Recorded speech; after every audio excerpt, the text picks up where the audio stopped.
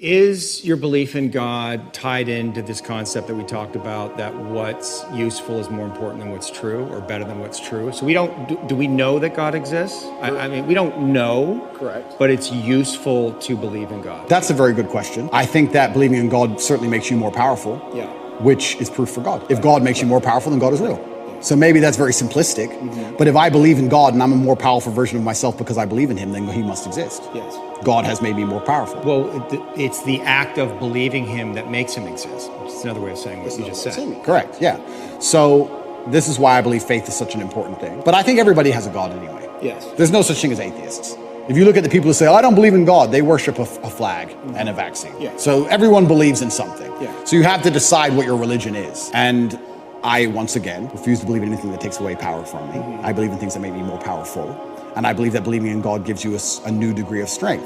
And I also think everybody to some degree believes in God. I don't care what anybody says. If you put anyone in that submarine just before it imploded, everyone would pray. Yeah. Everyone. Yeah. So it's ignorant to even say you don't believe in God at this point. It's interesting that you chose Islam. And I heard you talk a little bit about how you see God in Islam as kind of, I don't know how harsh is, but like firm. Yep. And directional and clear, and this is right and this is wrong, which sounds a lot like your dad. Well, it sounds a lot like life. Yeah, like life. There's right and wrong in life. All this complete subjectiveness, this mush they're trying to create, is done on purpose to confuse us. Yeah. I like the idea of right and wrong. I like the idea of not having a choice. If you're hungry and you walk in to buy a sandwich and there's 100 sandwiches, it takes 10 minutes. If there's one sandwich, isn't life easier sometimes? Yeah. So all this subjectiveness and all this choice and all this garbage, sometimes when I'm like, okay, I want to be a good person, I want a framework to adhere to that makes me a good person. Well, this is very clear. Yes, no, easy.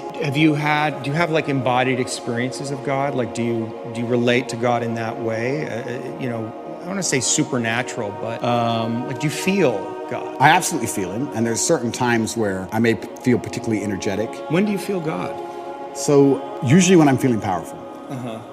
There's been times I was in jail and I just got up and I just felt like, like just shadow boxed a bit. I don't know. It's like you just felt it. Like I'll be okay. I will win. Yeah. I don't feel God when I'm sad or something like that. I think that the whole idea of spirituality, and I believe God himself, he wants the best for you. It's interesting, how we're tying religion to my worldviews, because my worldviews were the same before religion. I guess before it was the cosmos, or just the way the universe works, or light, dark, yin, yang, etc. I still say these things, but now I attribute a lot more of it to spirituality, a lot more of it to God. And I chose Islam because it's firm, and I believe that I'm a person with firm principles. So I'm obviously going to liken myself, or I'm going to feel an affinity to a religion that has firm principles, because that's who I am as a person. I'm a person who's principled, yes, no.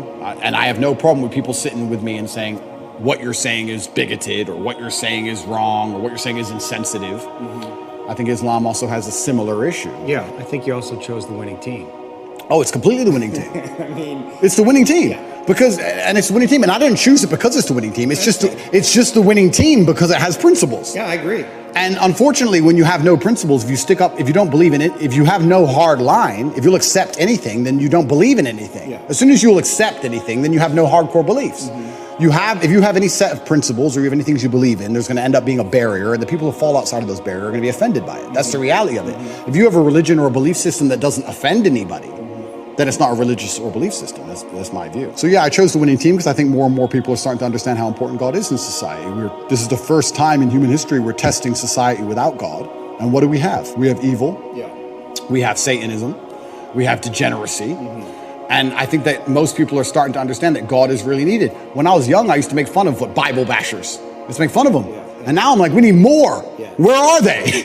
We need more Bible bashers. And I guess I certainly feel more powerful since I've reverted, but I always felt powerful anyway. But I guess now, instead of just believing it's the cosmic nature of the universe, or let me change that. I always felt a strong affinity to my last name and my ancestors. So I always had to a degree, a spiritual aspect to where I got my strength. I always felt like, well, my dad is watching me, or my ancestors tried very hard for me to be born, so I can't disappoint them. So I've always had this spiritualistic side. Like, imagine the disappointment my ancestors would feel if they fought saber-toothed tigers and survived World War II and went through all the garbage they went through just for my father to be born, and then he suffered like he suffered to raise me, for me to be raised and become the most famous man in the world and call myself top G and then cry when I went to jail.